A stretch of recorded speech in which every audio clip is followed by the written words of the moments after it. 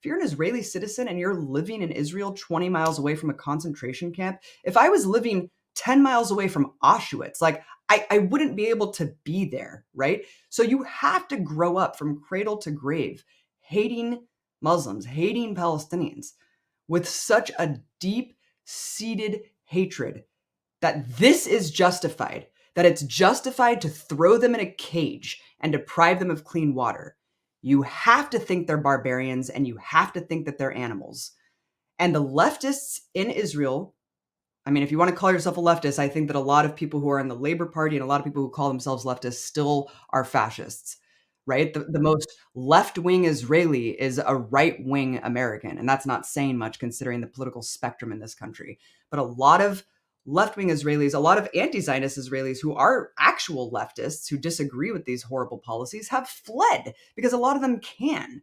Why would you want to live in a fascist society? I wouldn't want to live in Berlin in 1930. I just wouldn't, right? I would get the fuck out of there.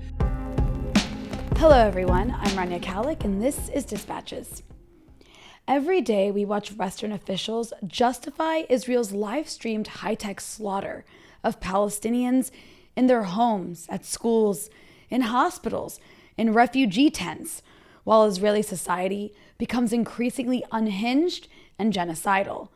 After watching 8 months of Israeli genocide against Palestinians in Gaza, many are left wondering if the West has any threshold at all, or if they're willing to let an Israel high on hate go all the way.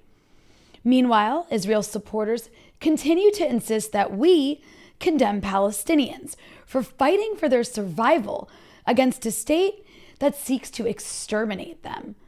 Joining me to discuss this and more is Abby Martin, creator and host of Empire Files. But before we jump into it, this is just part of this episode. The full episode is available for Breakthrough News members only. You can become a member at patreon.com/breakthrough news. And as always, be sure to hit the subscribe button and the bell so you get a notification whenever we post new content. And if you appreciate this show, you can also donate below on YouTube. Abby, welcome back to the show. Thank you so much for having me, Rania. It's great to be back. Well, it's great to have you back on. And, I had you on Dispatches back in October. It was really soon into this. And I think what's interesting about that is at the time we had so much to talk about because Israel had already started bombing hospitals. So I think we spent quite a bit of time talking about the bombing of hospitals, the fact that there was women who were having C-sections done without any anesthesia. There was babies being starved in incubators. And that was just a few weeks in, right? That wasn't even a month in. And now we're almost, by the time this comes out, it'll probably be 8 months. We're just about 8 months into this genocide, which is crazy to think it's gone on this long. And now there's no hospitals left in Gaza. Babies, the number of children who've died is around the 15,000 mark. But, we don't even really know how many people have died at this point. They keep just saying 35,000, 40,000, but it's kind of been at that number for a while because Gaza's authorities don't really have the capacity to count the dead anymore. It's just been an endless horror show. So I guess I wanted to maybe start off by asking you before we get into some other things, what are your thoughts now, 8 months into this? Did you expect it to go on this long? Are you surprised by what we've essentially watched, which is this live stream slaughter with seemingly no end in sight? Oh my God, it's so surreal to think that it's been 8 months, Rania, and how much had already happened, like you just outlined. I think it's been really horrifying. Obviously, it's been the worst thing I've ever seen or read about ever. I think it's an unparalleled atrocity in history and not just in modern history. I just can't match anything to this because when you couple that medieval barbaric tactics on the ground with the high technology that's unmatched, obviously, and the calculated measures to actually have high technology specifically designed to kill a group of people that are trapped in a prison. It's the only place in the world that you cannot flee even by boat. Otherwise, you will be shot out of the water by Israeli warships. We've seen that obviously years prior to even what happened on October 7th. You just simply can't fish freely without being killed. So the fact that Egypt has closed off its borders and is charging people exorbitant rates to just leave, flee a genocide. I mean, you couple all these things together, and it really is incomprehensible that this is where we're at 8 months in. Like you said, the death toll has been at 35,000 for months. I think that we're looking at a death toll that's several times higher. If you really want to just take stock at how long can humans go without water or food. I mean, it really is something out of a James Cameron movie. It's like these quadcopter drones killing people, luring people out of tents with the sounds of crying children. The levels of depravity, I think, are unmatched too, and the sheer documentation on both sides too, I think, is something that's completely unparalleled. I mean, just the amount of documentation from Palestinians documenting their own storytelling of their tragedy, as well as just Israelis who are there committing the heinous crimes, documenting themselves doing it, and then taunting the viewers, saying, "Yeah, just try to bring me to the Hague." I mean, it's taken such an emotional beating, I think, on all of us who have a conscience in the world. How many dead kids can you see ripped apart? How many headless children? How many corpses can you see? And like really just move on with your day and continue to go through the monotony of your daily life when you see these horrors, and you just know that they're right there if you choose to turn on your device to really see just a window into Gaza. Um, and I don't want to be numb to that. I don't ever want to be numb to the reality that's happening on the other side of the world, especially when I'm complicit as an American citizen when my government is sponsoring this, Rania. So, um, obviously we can't just stay invested and present day in and day out like the Palestinians have to. We have to take a step back, and we have to do things to continue with our jobs and our lives, and being caretakers to our children. But man, it's taken a beating and an emotional toll, I think, on everyone, because the helplessness that you feel, the helplessness that you feel, and the lack of agency that you feel to be able to do anything about it. And then when you also just take in the fact that the world has failed so abysmally, that the world collectively has let this happen. I don't know if there's any going back. I don't know how we can continue as an international community. I mean, I know the notion of a rules-based order has always been a joke, but I just don't know where we go from here, especially if there's no accountability for Israel and the U.S. I mean, I know that Israel, in the wake of the war on terror, obviously the U.S. has enjoyed total impunity for all of its crimes. And I think that this is a net benefit for them to just be able to up the ante to such an extreme degree that anything goes now. But what world does that leave us with? And that's a very scary, devastating notion as we continue to see the ongoing ethnic cleansing before our eyes. I mean, it's not over yet, Rania, and we know that they're not going to stop until they Yeah. complete the project. Yeah, I agree wholeheartedly with everything you said. And I think a lot of people can relate because we're all just feeling completely drained. And of course, we're just watching it. So it's like, I can't even imagine how people who've been living through this for 8 months are getting by. I'm sure it's like at this point, you can see the exhaustion in their faces. Like, I remember watching videos from October, November, December, and obviously, like, it's a horror show, right? You see dismembered bodies, people carrying their kids' body parts in bags and just crying and devastated and horror after horror. And now it's been 8 months of that on top of the constant horror, the constant slaughter. That is also now happening to people who haven't been eating properly, who are constantly on the search for clean water to drink, who've already lost like dozens of members of their family.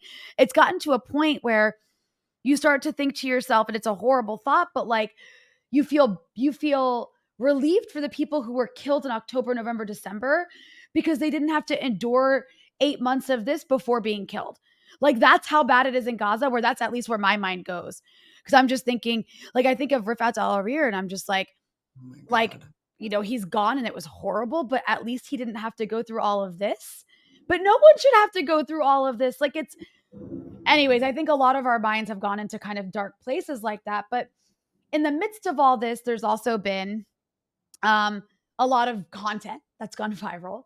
And some of that viral content has been on a show that both you and I have been on. You've actually been on it twice now since October 7th.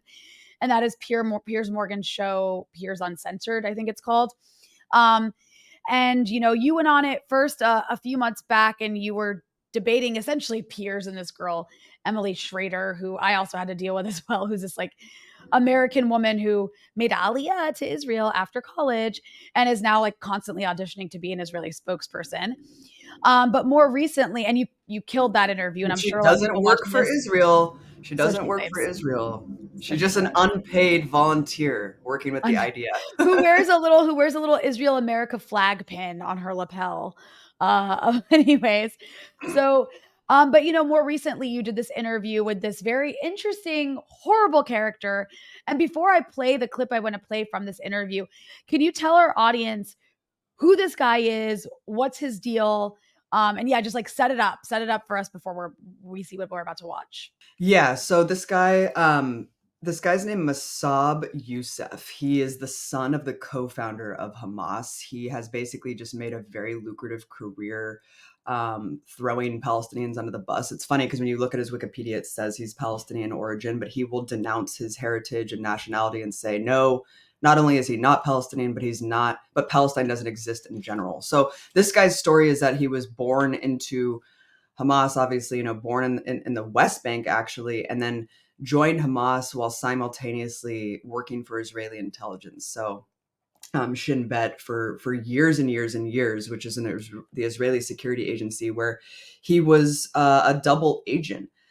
So he claims that he was feeding Israel intelligence to save lives, right? He claims that he was preventing suicide bombings, but what he was really doing was hunting down mercilessly militants and resistance fighters that were trying to fight their oppression. I don't believe anyone who is a double agent or an Israeli spy. So I don't believe this guy, Mossad, when he says that he was saving lives. That's what every single intelligence officer says. That's what every CIA agent Yeah. says. Oh, no, no, no. What we do is just, it's all to save lives. It's all for the matter of national security. But I think that what this is really about for this guy is about tamping down on all factions of Palestinian life and preventing the agency of all Palestinians from being able to resist their oppression whatsoever. And what's amazing about this guy, Rania, is that he's trotted out there by the pro-Israel side because he is their token Arab. Yeah, there's token Arabs in the Knesset, and that's what Israelis love to point to be like, no, we're not an ethno state. Look, we have Israeli Arabs too that do this and that. But this guy is really their bread and butter because this guy is out there saying the most inflammatory rhetoric about Palestine and revising history, giving this complete ahistorical framework about 1967 war, the Nakba, and the current military occupation and siege of Gaza. He basically just pretends that none of them exist, that the Nakba was just the Palestinians wanting to kill Jews and they all just voluntarily left. The 1967 war was just Palestinians wanting to kill Jews. And look, in war, there's conquest and you take land and that land is yours, even though annexing land is illegal. And then he just says today there's no occupation or siege of Gaza and there's no Palestine at all. So it's like, how do you really like get on a level playing field with that guy? But what's even more amazing, Rania, is that this guy says all Muslims are essentially violent and need to be responded to with force. And so the Including fact him. that Israeli Sorry, I officials just bring this guy out there because they love that this guy says what he says about Muslims so they don't have to. right. Right. So they love this guy because he's their token Arab. And he's like, look, like, no, no, no, don't take it from me. Take it from what this guy says. But when this guy is saying 1.6 million, I'm sorry, when this guy is saying 1.6 billion Muslim lives are worth less than a single cow, that's what Israelis think. They just love that this guy says it instead of that. Yeah. Yeah, yeah. He's completely insane. Like I don't like anybody who hasn't seen this. Um it's like it's like you can't even you got to see this guy. He's insane. His eyes are crazy. What he says to you is crazy. But you're absolutely right. Like they trot him out because he does say what they can't say. He's so freaking unhinged. So I'm going to play this clip from your episode, your debate with him where you just completely like slaughtered him and then we can discuss. Okay. Mossab is the Palestinian who hates Palestinians. He's developed a lucrative career being able to lie about basic facts about this conflict. He is actually credited to jailing the Palestinian Mandela, Marwan Barghouti. This is a guy who he put in prison 20 years ago, who was marching side by side with Israeli peace activists denouncing Hamas killing civilians. Marwan Barghouti is the most popular unifying figure in Palestinian society. He would resoundingly win in an election against Hamas. So again, I mean, when we're looking at someone who's worked for Israeli intelligence, who spouts the same rhetoric as Israelis, who say Hamas, but what they really mean is all Palestinians, I mean, it's really hard to debate someone on the fundamental reality and the principles of, the facts of this conflict. Well, this is Hold on, I want everybody to like remember how calm and collected and smart Abby sounds, and like just prepare this. I can't prepare you for what you're about to hear. I just needed to make a note of that because this is quite the juxtaposition. Abby wants me to apologize for saving human life. Here he goes. Ready? All right. Cue crazy man. So Abby today want me for some reason to apologize for saving human life because my truth challenges her convenient truth.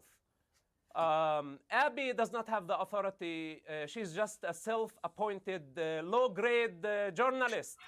How can you be a journalist and you call this a genocide, ethnic cleansing? And she just keep repeating ethnic cleansing, genocide, colonialism, etc. None of it is real, including Palestine. It's only in your head. None of it is existing. You guys, Palestine is in your head. It's in your head. It doesn't actually exist according to this guy.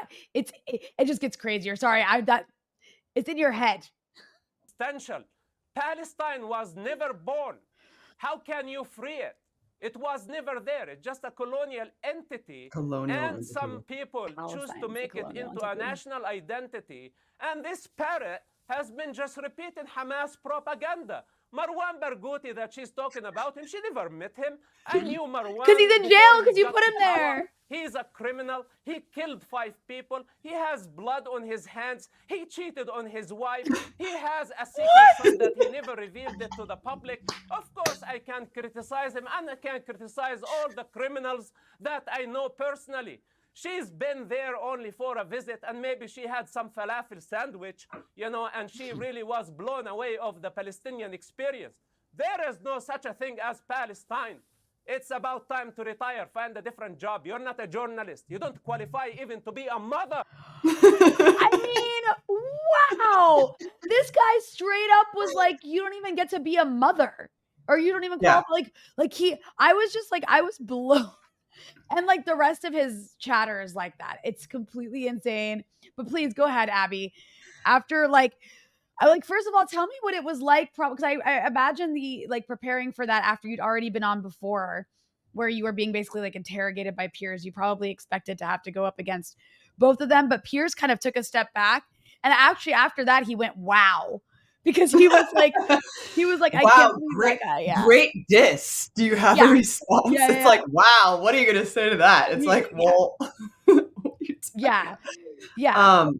I mean, okay, so first of all, for the first time I went on Piers Morgan, just like you, Rania, everything was kind of sidelined from that do you condemn Hamas question that we were browbeaten with for several minutes. I mean, for me, it was literally 10 minutes of a 35-minute segment. And I just couldn't believe it. I was like, oh my God, like, is this really happening? Are you still going to continue to try to ask me this? So the second time I was asked to come on, I knew it was going to be like toe to toe with this guy. And I just thought like, oh my God, this is a complete setup. Like I refuse to condemn Hamas. And so now they're going to ask me to come on to go toe to toe with the son of the co-founder of Hamas. So then I can refuse to condemn Hamas to this guy and then be told like, oh, like you think you're legitimate? Like, how could you do that to this guy? This guy has all like the authority on Hamas. So I was just like, oh my God, this is so weird, but I'm going to stand my ground. And then I kind of looked at like more into who this guy was. And I realized that he was a complete out and out lunatic. I mean, what's crazy about him, Rania, is that he is paraded around by people like Jordan Peterson, Dave Rubin, all of the figures in the right wing that are pro-Israel. They love to trot this guy out because it legitimizes them and legitimizes their Islamophobia, really, because it's just like this guy will denounce and throw all Muslims under the bus, and he's the token Arab that they can use to do that. It's like the Candace Owens going and speaking to anti-Black Lives Matter people. It's very simple when you look at it that way. But what's amazing about Mossab too is that he's also legitimized by people like Jake Tapper, right? I mean, he's on CNN talking about his plight and his story, and coming from Hamas, and how he knows Hamas, and how he can really like talk about how Hamas needs to be eradicated because he comes from Hamas. And there's Jake Tapper just nodding along. I mean, it's so crazy. And then he's on Dr. Phil, right?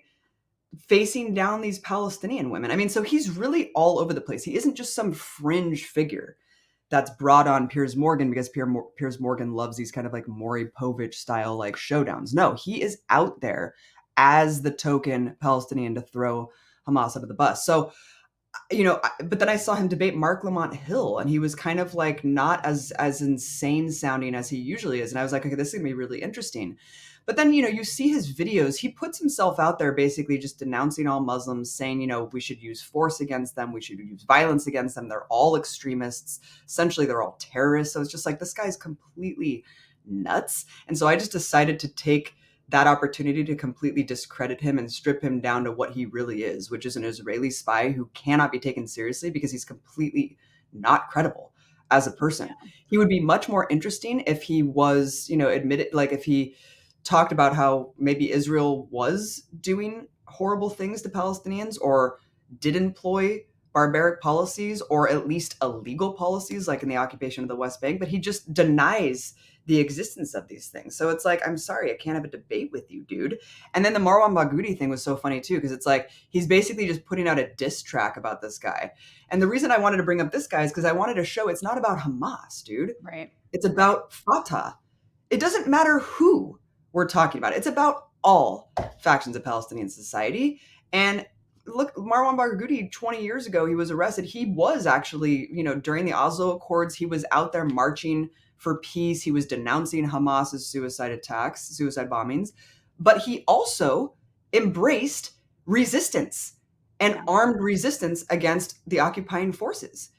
And he encouraged Fatah to actually do that, and followers of Fatah to do that. So that's why, he's wrapped up into this whole thing and put in prison too, because he was actually trying to voice what is internationally recognized as Palestinians' right for resistance, right? Armed resistance against their colonizers. So it's just incredible. I mean, looking back at this interview and just thinking, wow. And what's even more amazing, Rania, is that when this came out, all of the pro-Israel side were cutting that clip and being like, look at how much he just trounced Abby. Look, he just completely schooled her. And they just kept showing it as if it was some victory. And it's like, this guy is a lunatic, dude. Like, there's plenty of ex-IDF soldiers that are highly intelligent, highly compassionate, very caring people who are genuine, who you can go out there and have a conversation with. That's nuanced. But this guy is the only like Palestinian that they could find to throw the entire people under the bus. And it really says a lot about Israeli society, I think, that this is their guy. Yeah, I think that's definitely right, because also when it comes to this, you make a really good point about how it's about all Palestinian factions, not just Hamas. And it's when it comes to the Israelis, it's about the only Palestinians they can deal with are those that are willing to completely submit. So, and even that's not always enough, by the way. I mean, look how they like want to defund the Palestinian Authority, which is like basically like created by the Americans to collaborate with the Israelis to like police Palestinians to make sure there's no resistance to Israeli colonization. And even the Palestinian Authority like is not submissive enough for Israeli society now. So like all they can go with is people like this guy. And it is crazy that he has such a mainstream platform. I didn't realize he'd been on Jake Tapper. I mean, screw Jake Tapper. He sucks. But I mean, he is CNN. A lot of people watch CNN. So like he's getting introduced to people on a massive platform by what's considered serious. When he literally is such a misogynist, he said that you're not fit to be a mother because he doesn't like your opinion. Like that's batshit crazy. Sorry, I don't usually curse on my own show, but like that's just so insane. And he also threatens me later. He's like, you will be held accountable. So there was like it's like when an Israeli spy is acknowledging the fact that you have kids, when I don't really go out there and talk about my kids a lot. I really don't. And this guy was basically being like, I know you have children. Mm-hmm. On one hand, which is also really scary. And then later he's just like, you will be held accountable. Like he was threatening me on TV. And what's crazy about this also is like Piers Morgan, the problem with Piers Morgan, well, there's many problems with Piers Morgan, but I think a big problem is that he wants to appear as like this sane, rational voice who has these two extremists from both sides. And he's just trying to find the middle ground.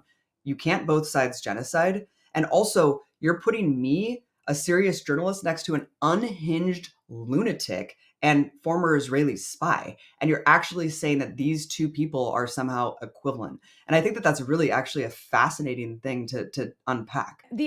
Okay, so I just want to point out I would play more of this clip, but there's a limit in how much I'm allowed to play for us to react to, because then it'll be a copyright violation. So I do encourage people to go check out all the different clips that exist of this episode on various platforms like Empire Files and like Instagram and Twitter and stuff, and on your own social media. But yeah, he does actually say at one point, like, you will be held accountable, and is a really, really threatening way. And he looks crazy, like he looks unhinged. Completely. And that is exactly what Piers Morgan's whole thing. I mean, one of the ways he got like really famous is by having this whole debate style, like almost Jerry Springer level debate style situation where he takes people from completely opposite sides. And it does make for good like boxing match rhetorically, I suppose, and people do watch and that gets views. And I will say that it does allow, like, look, no one else is inviting people like me and you on that have platforms as big as his. And I know he's not doing it because he agrees with us, but I guess that's the small benefit of it. But then at the same time, yeah, it does like end up equating you with these insane people when you're actually a serious person. That this guy looks like, he honestly looks like a killer. Like his eyes, like look, I mean, for those who are just listening, this guy's eyes, he looks crazy. He looks like a sociopath. And I imagine, like, I'm not trying to diagnose him here. I'm just saying somebody who can come from a colonized society and be that much of a traitor has zero empathy. And zero, like, he just has zero ability to feel for his own people. So something is actually wrong with his brain, in my opinion. He's not a normal person, and he literally like threatened you on camera. Yeah, how many And bodies are in the basement, dude? I mean, where are the bodies buried? yeah, Let's talk. exactly. And I also, so I wanna go to something else you were talking about, and that's the fact that you were prepared to go on a second time and be asked to condemn Hamas.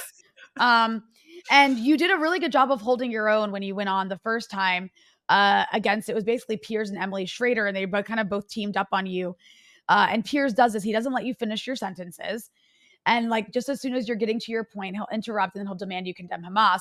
And that was my experience. But for me, it was like me, him, this random Iranian girl whose name I forgot. But like, she, I guess, made her name during the sort of like women life freedom stuff, from what I understand. And there's all this drama about her like changing her name and like who her, I don't really care about that. I just think she has horrible politics, and she basically like is just trying to become famous being a Zionist and hating her native country.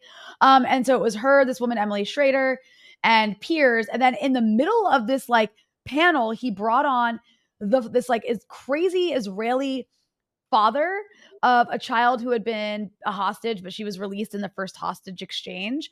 And he had actually said something along the lines like he wished she had been killed. And he got a little bit famous for that. I don't know if you remember that. Um, but anyways, he like went on and did like a one-on-one with Piers in between the panel, and like just said the most insane stuff. Like he started saying that like Palestinians are basically raping the female hostages every single day and like impregnating them with terrorist babies, is what he said. He kept using the term terrorist babies. I And skipped he's, over that. I couldn't watch yeah, it. Like, you no, did such a great job, but I was like, I thank am you. not watching No, this no, no, no, no. portion of the I don't video. encourage anyone to watch it, but he was just making these insane claims about how they're all impregnated and they've been held hostage for so long. It's too late for them to have abortions. So they're going to have to bring the terrorist babies to term. And then like Oh if they my eventually God. if they eventually survive, they're going to go back to like Israel, and they're going to have to give birth to these terrorist babies and spend the rest of their lives looking at the terrorist baby. He kept saying terrorist babies over and over again. Oh my And then God. he started like fake crying. And then after all this, and this Oh guy my had like God. by the way, he had like a Scottish accent. So like my Right. question for him would have been like, why did you move Why are you to here? why did you move next to a concentration camp? Like, it doesn't sound like you had to, but anyway, because like, but so then after this like 15-minute interview of lies, Piers turns it to me and he's like, so Rania, what do you have to say? What do you Like have to say to this guy? basically, yeah, yeah. And I'm just like, I like couldn't even engage with anything. It was just too many lies. And on a show like this too, like there's just so many lies. Like you can't engage with all of them, or else you'll just like get confused. So you have to just ignore them and like stick to what you're there to say. So anyways, I'm sorry. That's like a lot of rambling to set up. I want to show a couple of clips from my episode, and then I want to ask you a couple questions about the condemnation game. So Go for it. here's the first one. People for many months. Would you then condemn what Hamas did on October the 7th or not? I don't condemn Palestinian armed resistance groups, just like I wouldn't condemn slaves shooting at their plantation masters. Apparently, Wow. Okay. A lot of you would. I That wouldn't is actually, condemn Nat I got to Turner's tell you, rebellion. I wouldn't Rania, I have to condemn tell you, Geronimo. I wouldn't condemn the Rania, Irish fighting the British. I just want to add one more thing that's really important. I find it incredibly hypocritical to hear Rania talk about settler colonialism when, in fact, she herself is Lebanese, and the only entity that's acting as a colonialist entity in the Middle East is the Islamic Republic of Iran, which has essentially colonized Lebanon and completely destroyed it, that is colonizing Hamas in the Gaza Strip. It's a proxy of the Islamic Republic. They are the ones calling the shot over what goes on in the Gaza Strip and how Hamas rules over the Palestinian people. If that's not colonialism and imperialism, then I don't know what is. Well, I'll answer that in just a moment. I just want to point out that I'm not at all surprised by anything Emily said, because she herself is a settler. So, of course, she feels entitled to pontificate about a region that I actually am indigenous to. But to get back to the issue of the hostages. So I like Look at the girl on the right. She's like a wax statue. She's just like, she kept like just drinking water. Like she would just literally like, sorry, I'm going to use my she coffee. looks Like she's she going to like a club. It's like, why are you dressed like that anyway? well, I mean, we're like all yelling at each other, and this girl's just like well, they all look like they casually- were villains from the Hunger Games. They're all wearing all white. Emily is just nuts looking. I mean, all of them are just completely sociopathic. Yeah. You know, I mean, yeah, I have no empathy whatsoever. During my debate with Emily, she's seriously laughing to the point where Piers is like, it's not funny, is it? When she's talking about the dead kids, the 13,000 dead kids. It's like, Well, she what's going on questioned here? you. She questioned you on the number. She was like, I don't believe that number. Yeah. Like, Yeah. she's so insane. She's basically like, that woman actually kind of looks like it. She has Nazi vibes. Oh, yeah. But all that. So I the reason I even wanted to raise some of those clips is I do enjoy watching, because like I will say this, when I was on, and as I'm sure same thing happened for you, you can't see anybody. Mhm. And you're just like listening. So you have no idea what it looks like or how it turned out. So I was like really nervous afterwards, because my whole thing was I don't want to yell. I don't want to like lose my cool. And I felt like I did lose my cool. And then when it came out, I was like pleasantly surprised. I was like, no, I did a pretty good job. But like they want to basically push you into a corner so that you do like act like an insane person. And on top of that, I'm like convinced they kind of darkened my skin, but whatever. But Well, you looked great, and it just showed you how white the other.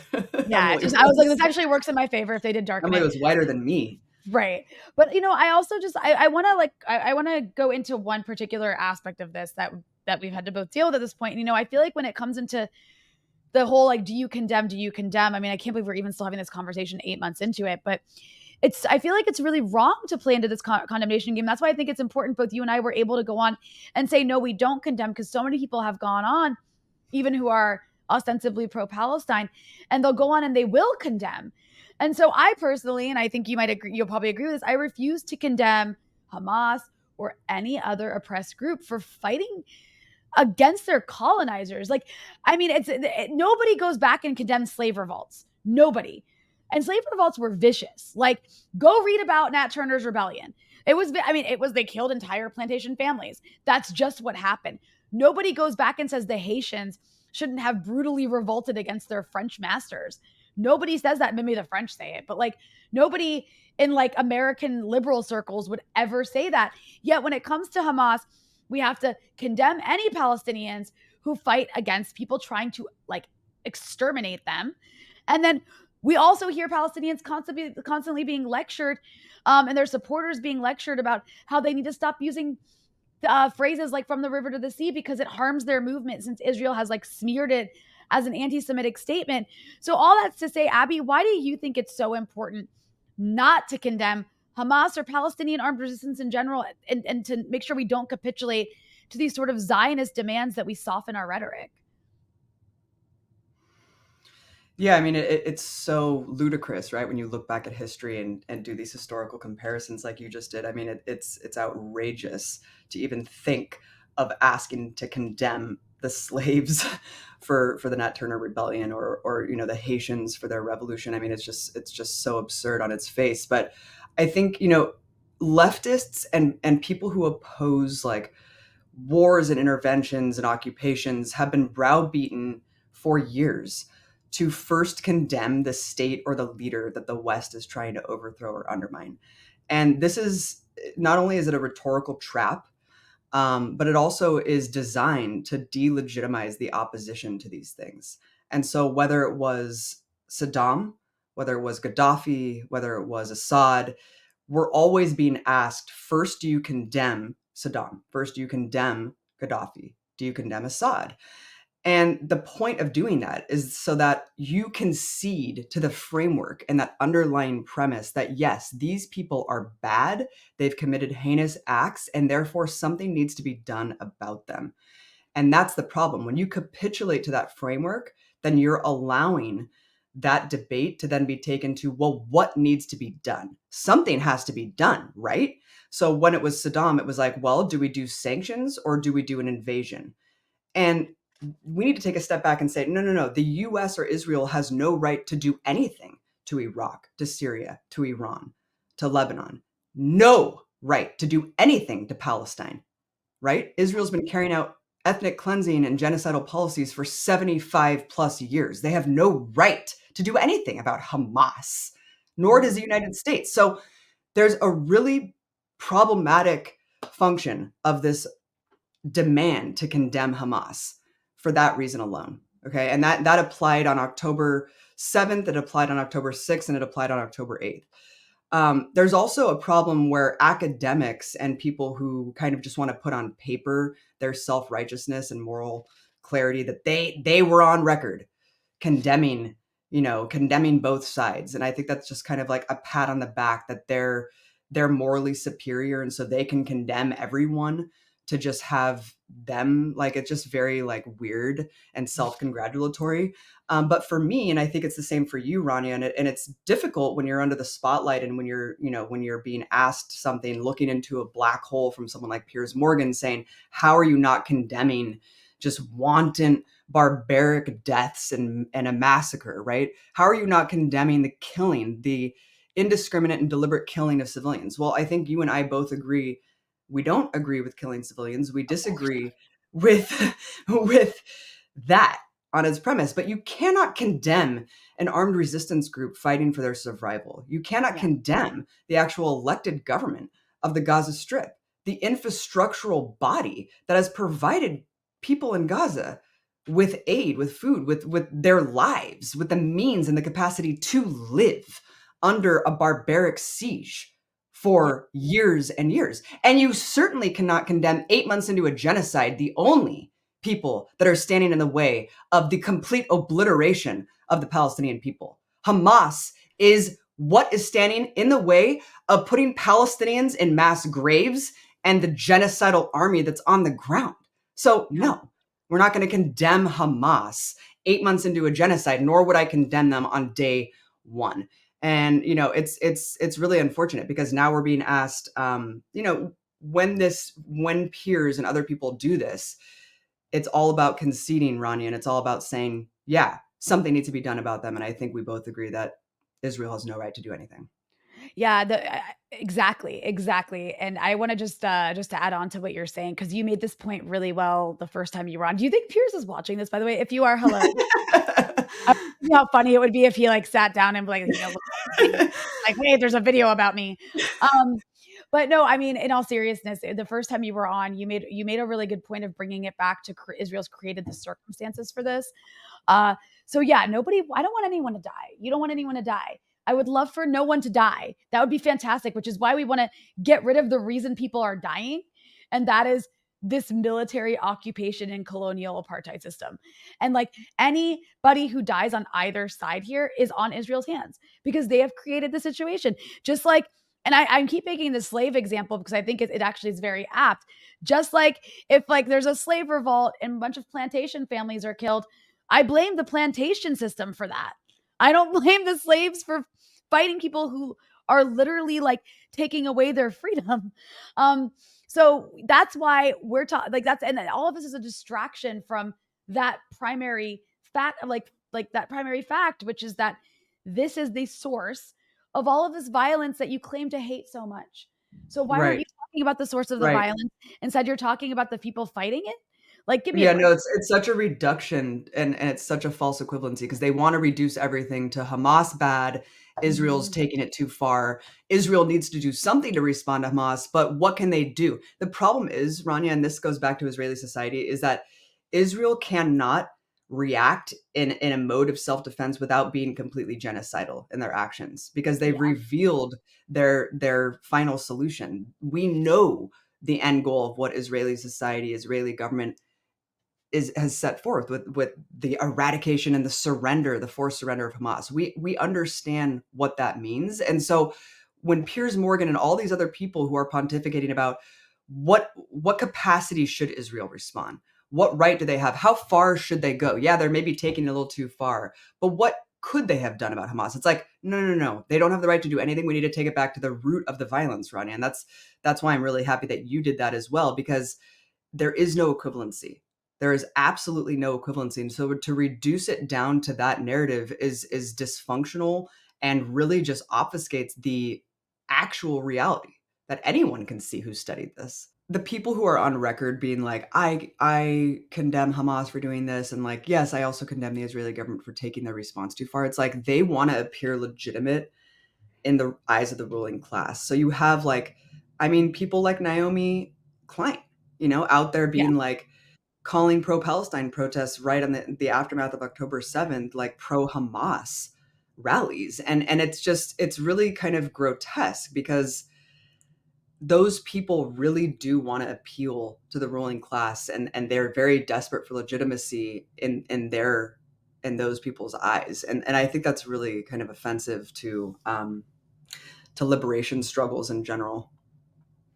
Abby, you made a really good point about what all of this means about Israeli society. And last time you were on, we talked about some of the reporting that you'd done from Jerusalem in the past, where you just kind of recorded Israelis being insane and genocidal and how normal it was. But that was like, almost a decade ago. And now here we are in 2024, and we see crazy rhetoric from not just regular people in the streets, but like the defense minister has no problem being genocidal. The prime minister has no problem being genocidal. I mean, the South Africans built an entire case around genocidal intent based on the statements that are very cavalierly made by one Israeli official after another who's responsible for prosecuting this war.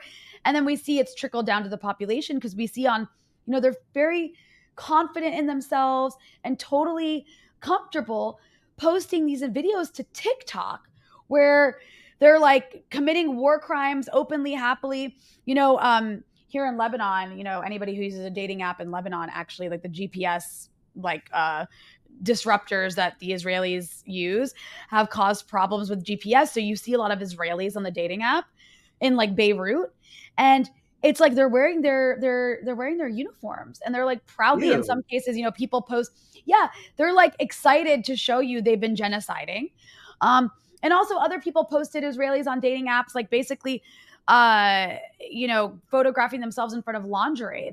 They put that on dating apps. They show themselves like happily blowing up mosques as punishment, schools as punishment, saying they're happy to kill babies, admitting to killing babies and enjoying it. Like, this is a society so scarily high on hate with no red lines. So I'm just curious, what do you have to say about the Israeli society that you're witnessing very comfortably live streaming themselves, carrying out a genocide after having been there on the ground and hearing them say the kinds of things they wanted to do to Palestinians and Arabs? Yeah, I mean, it's crazy that was almost a decade ago during a period of relative calm. Obviously, it's never a period of relative calm for Palestinians. They're getting massacred and, brutalized and humiliated and subjugated every single day. But for Israelis in Jerusalem, I mean, it was just like a day in the suburbs of, Portland, Oregon. I mean, you're just going to the mall at Sephora, just walking around in complete luxury and privilege. And so, yeah, it was really shocking to hear just during these Vox Pops, just randomly, the open genocidal incitement from Israelis. Nearly every single person I talked to was advocating to just kill them all, kick them all out, or just drop a nuke on Gaza. So fast forward to today and to see the mask completely ripped off Israeli society. Look at the polling. I mean, we always knew that Israeli society was becoming very fascist, but I think back during the Oslo Accords, there was this notion that Israel was a leftist project, the notion of the socialist kibbutzes. Even Bernie Sanders spent some time living there on a kibbutz. I mean, so I think over time, that notion of an Israeli left has diminished more and more. And so for the last 20 plus years, Israeli leaders have just laughed off that notion of the peace process, the two-state solution. I mean, that's always been a notion that's been used to placate American society and never really entertained or taken seriously in Israeli society. It's always been kind of a joke. And so, Israeli officials, the Likudniks, the Netanyahus, I mean, all of these people just have never.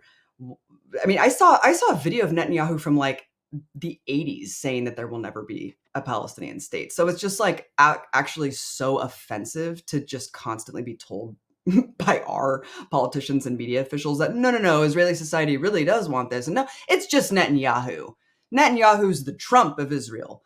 When really, I mean, we know that Trump was essentially one of the most American representations this country has ever had.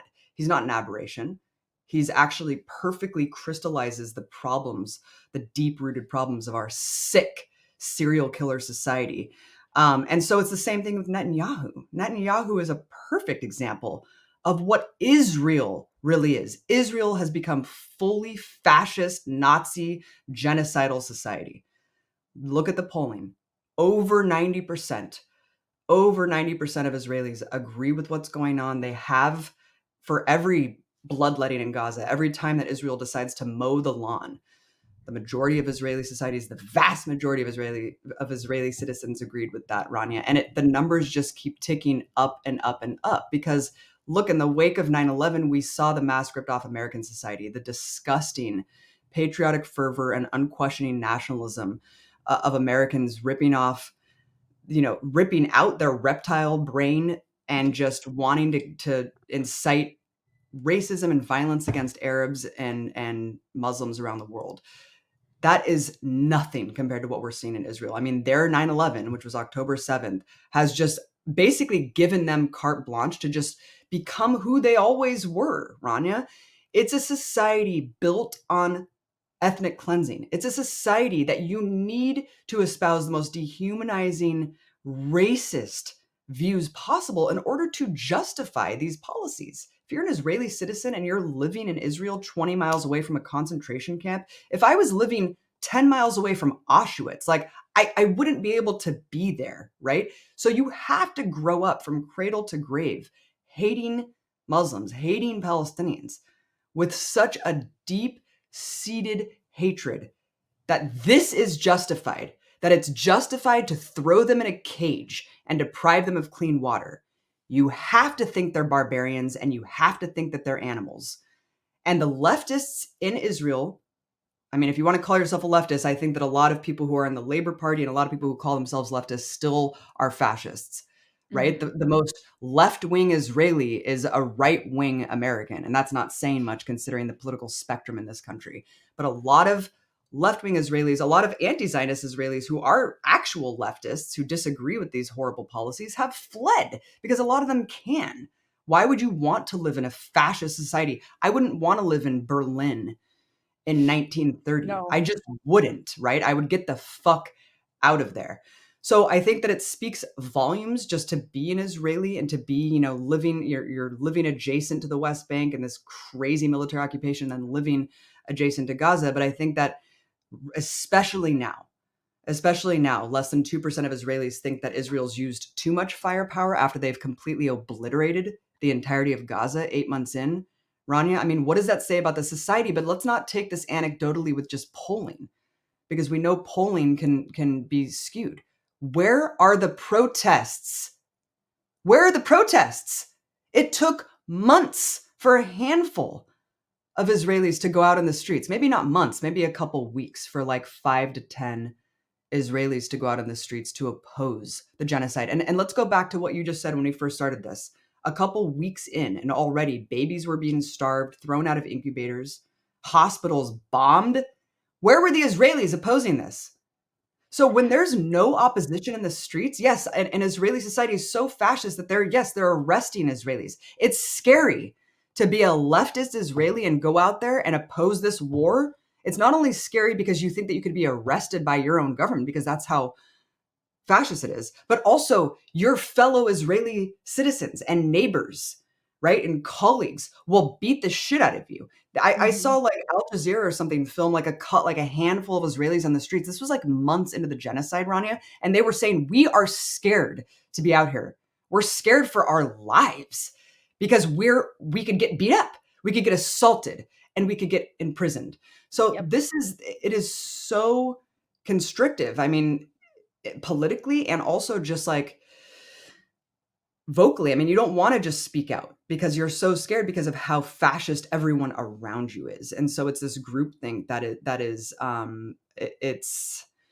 it would just be terrifying to live there. And I think, I don't think there's any hope from within. I think this just speaks to why BDS is necessary. I've been saying this for 10 years. Look, I think the same applies to America to a certain extent, but Israel is so far gone.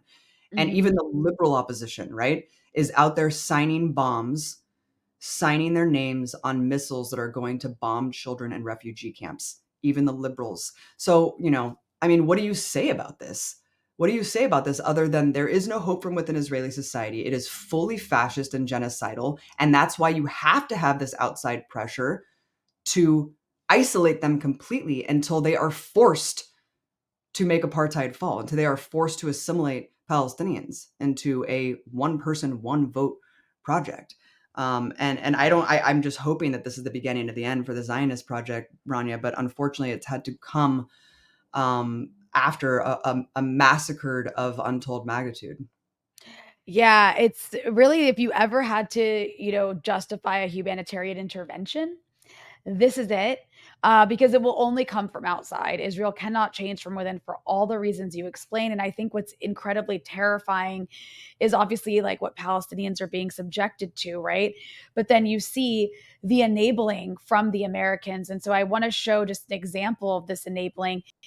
There's a recent clip of an interaction between the press corps at the State Department and one of the State Department spokespeople. And this was after Nikki Haley, just to set this up, Nikki Haley visited, the rite of passage before any major election. And I guess she's trying to serve in the Trump administration is to go visit the settler colony America funds. And that's the state of Israel.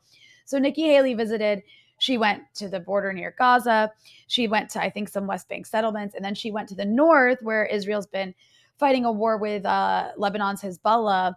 And she signed a bomb and she took a photo of herself signing the bomb and she wrote on it, "Finish them."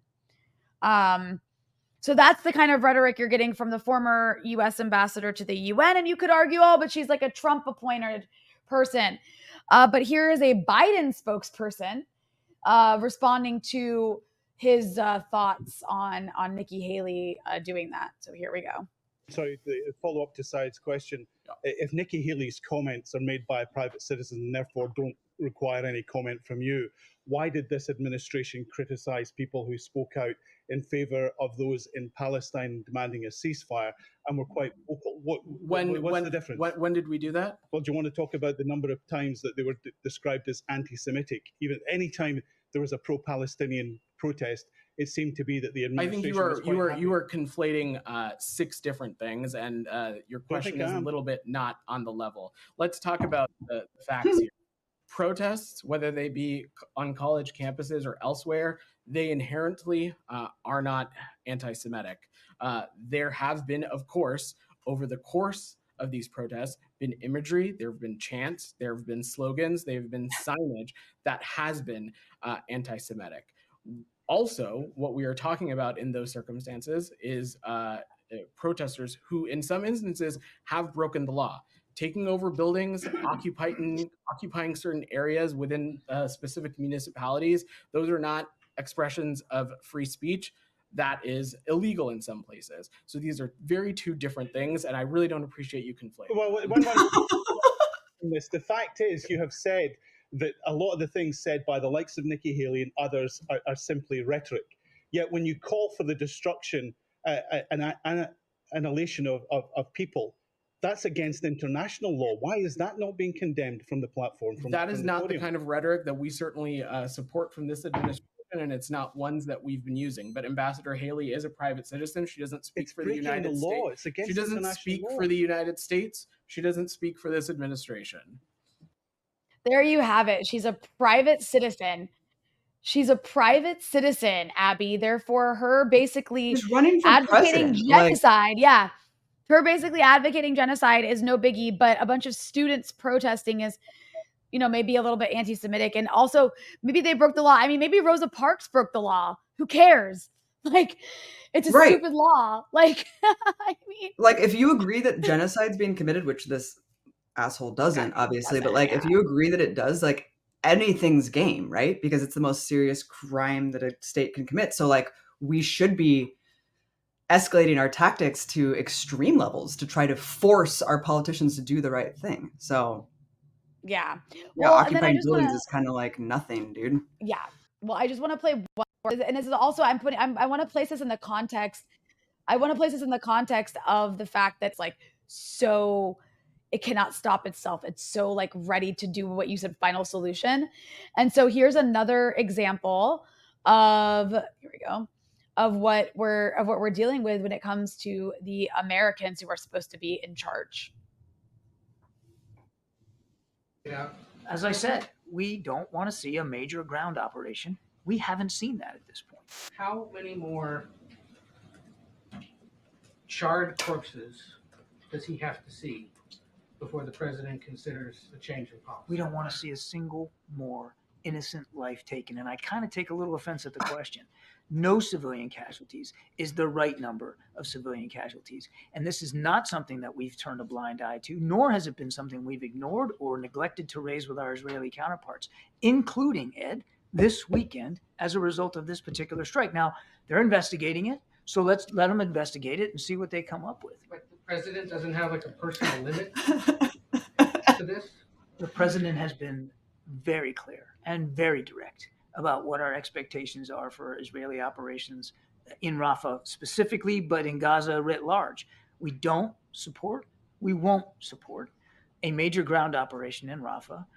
And we've, again, been very consistent on that. And the president said that should that occur, then it might make him have to make different decisions in terms of support. We haven't seen that happen at this point. Why not have him come out and say that himself? The president has been speaking to leaders throughout the region on a regular basis. He has been addressing you guys in various fora. You've got plenty of opportunities to talk to the president, including, I might add, in a press conference last week. I mean, it's just so insane. This was, by the way, after the tent massacre. That's when that question happened. It was after the first tent massacre, because, by the way, there was others that happened, just like with Israel with the hospitals. They do it once. Everyone's like, oh my God, this is horrible. And then they do it 12 more times. And everyone's like, well, I guess this is normal now. And the same thing is happening in Rafah. They're just like massacring refugees in tents to the point where it doesn't matter. But this is also happening in like combination with, obviously arming Israel to do whatever they want. Basically, there are no limits. And then on top of that, you have mostly from Republican members of Congress and senators, you'll have statements like Republican Congressman Max Miller was on Fox News a few months back and said we should turn Gaza into a parking lot.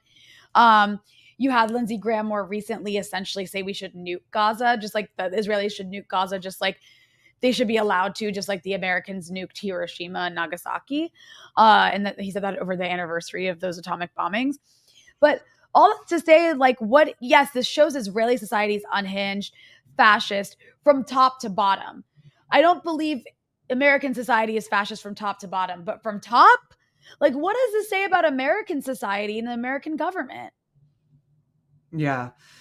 I mean, the mask has been fully ripped off from the bipartisan consensus of just white privilege and the complete dehumanization of brown people yet again.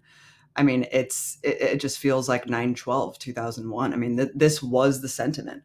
This was what it was like. And I can't even imagine for people like you, Rania. I mean, to grow up Arab in a post 9/11 world. I mean, it was absolutely heinous and disgusting, the rhetoric. If you enjoyed this episode and want to hear the rest, you can access it by becoming a Breakthrough News member at patreon.com/breakthroughnews.